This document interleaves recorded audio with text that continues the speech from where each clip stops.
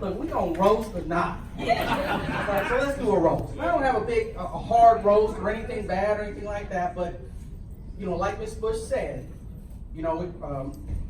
I met Chief Lindsey at Dallas Air Force Base when I was a first sergeant. And the first time I saw him, well, it was your bio. The outgoing command chief was moving on to Korea, USFK, and you were the new command chief that was coming in. And your bio was sent to us. And the thing that I vividly remember was all of this, and this, and a whole lot of that. Even that over David. And some of my first sergeant peers, some of my buddies was like, man, you seen this command? You seen this commander?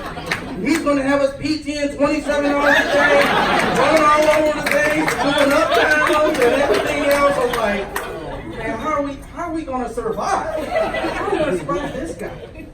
And and the reason a lot of us were saying that, we're young master sergeants, senior master sergeants, and it's just a lot of those stereotypes that you pick up about certain people or certain groups and career fields, a lot of the subcultures within the Air Force or within the organization.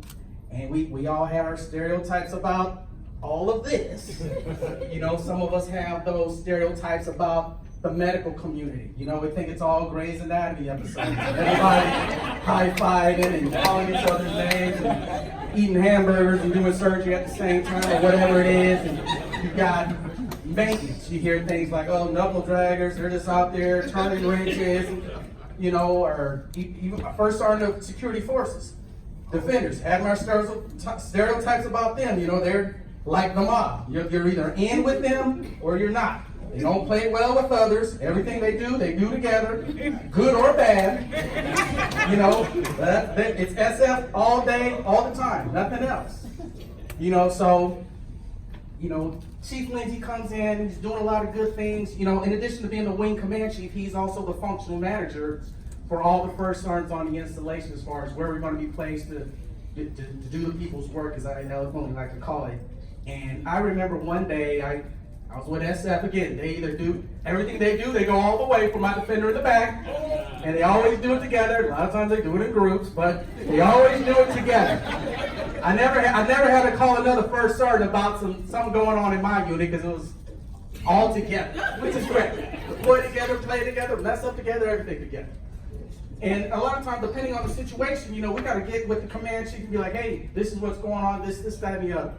I remember I went up to see Kid about something, some issue with an airman, and I think it was a matter to where the sermon may have made the local news, or it was a pretty hectic situation. And I went up to his office, went and sat and talked with him again. I don't remember specifically what it was, but one of the things I remember him saying, he said, "Doggone it! Some this and that, doggone it." I was like, did he just say doggone? And the only reason I said that is because I was walking in, it's like, how am I going to explain that this, in that, this, and then the son of the, I'm sitting here, I got all kinds of colorful language running through my mind, just thinking about how I'm going to explain all this. Not to mention the call that I got at 2, 3 in the morning about the situation. My wife's sitting here, she didn't say doggone it when we got woke up in the bed.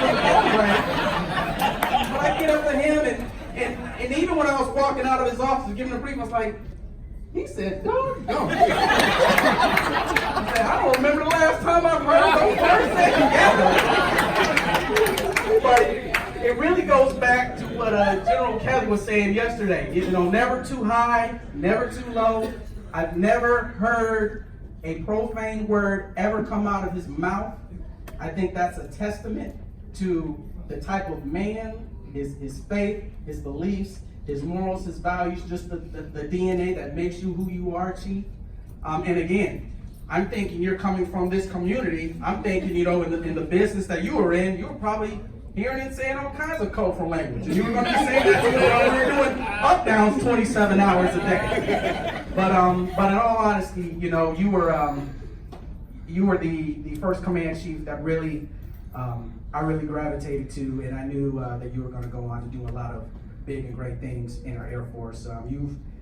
Even after I took the diamond off, gave it back to the Air Force and went back to traffic management, you've always stayed in contact with me, reached out to me when I made senior and even when I made chief. So Thank you for everything that you've done for me personally, my wife and I, my family personally and professionally. It's been a pleasure, sir.